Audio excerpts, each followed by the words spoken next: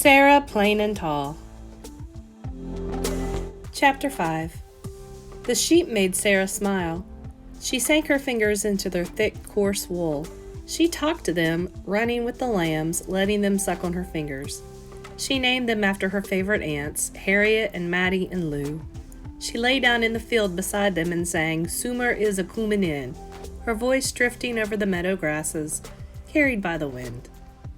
She cried when we found a lamb that had died, and she shouted and shook her fist at the turkey buzzards that came from nowhere to eat it. She would not let Caleb or me come near, and that night Papa went with a shovel to bury the sheep and a lantern to bring Sarah back. She sat on the porch alone. Nick crept up to lean against her knees. After dinner, Sarah drew pictures to send home to Maine. She began a charcoal drawing of the fields, rolling like the sea rolled. She drew a sheep whose ears were too big, and she drew a windmill. "Windmill was my first word," said Caleb. "Papa told me so." "Mine was flower," I said. "What was yours, Sarah?" "Dune," said Sarah. "Dune?" Caleb looked up. "In Maine," said Sarah. "There are rock cliffs that rise up at the edge of the sea, and there are hills covered with pine and spruce trees, green with needles. But William and I found a sand dune all our own. It was soft and sparkling with bits of mica, and when we were little we would slide down the dune into the water." Caleb looked out the window. "We have no dunes here," he said. Papa stood up. "Yes, we do," he said. He took the lantern and went out the door to the barn. "We do?" Caleb called after him. He ran ahead, Sarah and I following, the dogs close behind. Next to the barn was Papa's mound of hay for bedding, nearly as tall as the barn, covered with canvas to keep the rain from rotting it. Papa carried the wooden ladder from the barn and leaned it against the hay. "There," he smiled at Sarah. "Our dune." Sarah was very quiet. The dogs looked up at her, waiting. Seal brushed against her legs, her tail in the air. Caleb reached over and took her hand.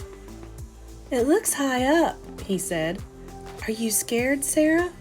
"Scared? Scared?" exclaimed Sarah. "You bet I'm not scared." She climbed the ladder and Nick began to bark. She climbed to the very top of the hay and sat, looking down at us. Above, the stars were coming out. Papa piled a bed of loose hay below with his pitchfork. The light of the lantern made his eyes shine when he smiled up at Sarah. "Fine," called Papa. "Fine," said Sarah. She lifted her arms over her head and slid down, down into the soft hay. She lay, laughing, as the dogs rolled beside her. "Was it a good dune?" called Caleb. "Yes," said Sarah. "It is a fine dune." Caleb and I climbed up and slid down, and Sarah did it 3 more times.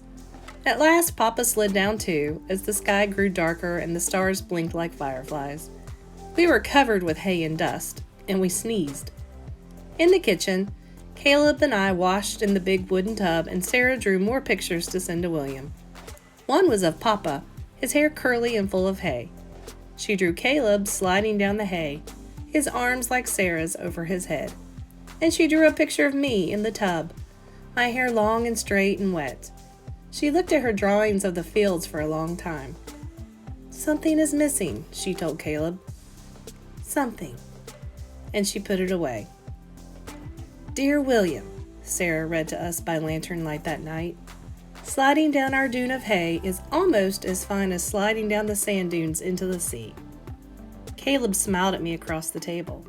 He said nothing, but his mouth formed the words I had heard too. Our dune. Chapter 6. The days grew longer. The cows moved close to the pond, where the water was cool and there were trees. Papa taught Sarah how to plow the fields, guiding the plow behind Jack and old Bess, the reins around her neck. When the chores were done, we sat in the meadow with the sheep, Sarah beside us, watching Papa finish. "Tell me about winter," said Sarah. Old Bess nodded her head as she walked, but we could hear Papa speak sharply to Jack.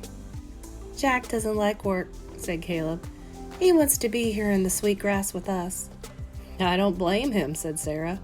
She lay back in the grass with her arms under her head. "Tell me about winter," she said again. "Winter is cold here," said Caleb, and Sarah and I laughed. "Winter is cold everywhere," I said. "We go to school in winter," said Caleb. "Sums and writing and books," he sang. "I am good at sums and writing," said Sarah. "I love books." "How do you get to school?" "Papa drives us in the wagon, or we walk the 3 miles when there is not too much snow." Sarah sat up. "Do you have lots of snow?" "Lots and lots and lots of snow," chanted Caleb, rolling around in the grass. "Sometimes we have to dig our way out to feed the animals." "In Maine, the barns are attached to the houses sometimes," said Sarah. Caleb grinned. "So you can have a cow to Sunday supper?" Sarah and I laughed. "When there are bad storms, Papa ties a rope from the house to the barn so no one will get lost," said Caleb. I frowned. I loved winter. "There is ice on the windows on winter mornings," I told Sarah. "We can draw sparkling pictures and we can see our breath in the air. Papa builds a warm fire and we bake hot biscuits and put on hundreds of sweaters. And if the snow is too high, we stay home from school and make snow people." Sarah lay back in the tall grasses again, her face nearly hidden. "And is there wind?" she asked.